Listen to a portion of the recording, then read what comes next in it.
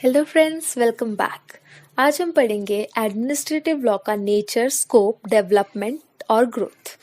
सबसे पहले हम स्टार्ट करते हैं एडमिनिस्ट्रेटिव लॉ के नेचर से। इट इज़ अ जज made law and it is a branch of public law. Public law क्या होता है? Public law deals with relationship of people with organised power. उसके बाद it is not a codified law. ये कोई codified law नहीं है, सेक्शंस नहीं इसमें, जैसे कि आईपीसी, सीआरपीसी है। ये कोडिफाइड लॉ नहीं है, ये सिर्फ एक कॉन्स्टिट्यूशन का पार्ट है और ये सबऑर्डिनेट इन नेचर है। ये कॉन्स्टिट्यूशन का ही सबऑर्डिनेट है। एडमिनिस्ट्रेटिव लॉ है, ये किसके साथ डील करता है? ये डील करता है पावर ऑफ एडमिनिस्ट्रेटिव अथॉरिटीज।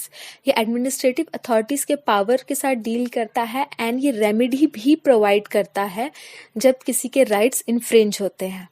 ये बेसिकली कॉन्स्टिट्यूशनल प्रिंसिपल्स को फॉलो करता है। ये एंटी अथॉरिटेरियन है। इसका मतलब ये है कि इसमें ब्लाइंड सबमिशन ऑफ अथॉरिटी नहीं होती है। ये इंडिविजुअल फ्रीडम के अगेंस्ट नहीं है। This is anti authoritarian. उसके बाद it is an organisation of government at motion. इसका मतलब ये है कि जो कॉन्स्टिट्यूशन होता है उसमें बेसिकली जो प्रिंसिपल्स लिखे हुए होते हैं, लेकिन उस प्रिंसिपल्स को मोशन में ये लाता है, उसका फंक्शन ये बताता है। इसीलिए administrative law is a law at motion and it is for public need and individual rights. ये पब्लिक नीड के अकॉर्डिंग बना है एंड इंडिविजुअल राइट प्रोवाइड करने के लिए।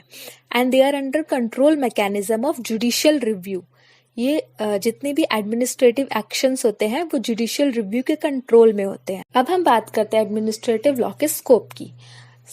Administrative law deals with nature of structure, power and function of administrative organs. Administrative organs के structure, power and function के साथ डील करता है एडमिनिस्ट्रेटिव लॉ। इसमें वो सारी रेमेडीज होती हैं उन पर्सन्स के लिए जिनके राइट इन्फ्रिंज हुए होते हैं। एंड एडमिनिस्ट्रेटिव लॉ में ये भी होता है कि क्यों और कैसे एडमिनिस्ट्रेटिव ऑर्गन्स को कंट्रोल किया जाए, ये भी मेंशन होता है एडमिनिस्ट्रेटिव लॉ में। इसमें पब्लिक सर्वेंट्स की लीगल लाइबिलिटीज इंक्लूडेड होती हैं। जो एडमिनिस्ट्रेटिव अथॉरिटी होती है उसके पास डिसीजन मेकिंग पावर भी होती है एंड रूल मेकिंग पावर भी होती है। It is quasi judicial and quasi legislative respectively. तो ये हो गया नेचर एंड स्कोप। अब हम बात करते हैं इसकी ग्रोथ की कि एडमिनिस्ट्रेटिव लॉ की ग्रोथ इतनी कैसे हुई। तो सबसे पहली बात तो ये है कि change in nature of state. जो हमारा स्टेट है वो धीरे धीरे, वो डायनामिक है, वो धीरे धीरे बदल रहा है। पहले पुलिस स्टेट हुआ करता था, अब वो वेलफेयर स्टेट है। जो ट्रेडिशनल फंक्शंस है स्टेट के, उसमें बहुत सारी चेंजेस हुए हैं। तो इसलिए भी एडमिनिस्ट्रेटिव लॉ की ग्रोथ हुई है। Shortcoming of judicial system. Judiciary में डिफरेंट टाइप के डिस्प्यूट्स आते हैं और ज़रूरी तो नहीं कि जो जजेस हैं वो हर टाइप का डिस्प्यूट सॉल्व करने में एक्सपर्ट हो। इसीलिए एडमिनिस्ट्रेटिव बॉडी होती है उसका सिर्फ एक ही फंक्शन। जैसे कि अगर हम बात करें रेलवे की, रेलवे ट्राइब्यूनल की बात करें हम, तो वो सिर्फ रेलवे के रिगार्डिंग जो है डिस्प्यूट सॉल्व करती है। जो ग्रीन ट्राइब्यूनल है वो सिर्फ अपना एक पर्टिकुलर एरिया जो उनका है उसमें वो डील करते हैं। इसीलिए वो एक्सपर्ट होते हैं उस टाइप के डिस्प्यूट सॉल्व करने में। इनएडिक्वेट detailed rule and regulation for the function of state. अब जो हमारे स्टैच्यूज होते हैं उसमें डिटेल्ड रूल नहीं होता, इतना ज़्यादा डिटेलिंग नहीं होता। वो डिटेलिंग जो है एडमिनिस्ट्रेटिव बॉडी अपने अकॉर्डिंग कर सकती है, जिससे कि वो अच्छे तरीके से डिस्प्यूट्स को सॉल्व कर पाए। उसके बाद एडमिनिस्ट्रेटिव अथॉरिटीज़ के ग्रो होने से जो जुडिशरी के ऊपर जो टाइम और बर्डन है वो रिड्यूस हो रहा है।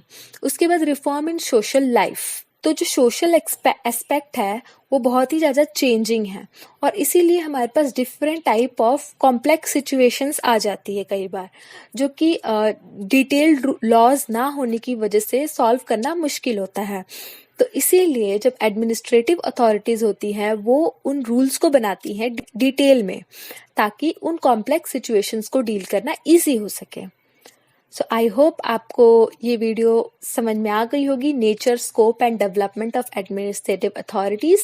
अगर आपको कोई क्वेश्चन है तो आप कमेंट बॉक्स में बोलिए और इसके नोट्स, जैसा कि मैंने कहा है, टेलीग्राम का लिंक डिस्क्रिप्शन में है, मैं वहाँ पे सारे नोट्स प्रोवाइड कर दूंगी। Thank you so much. Do like and subscribe. Thank you.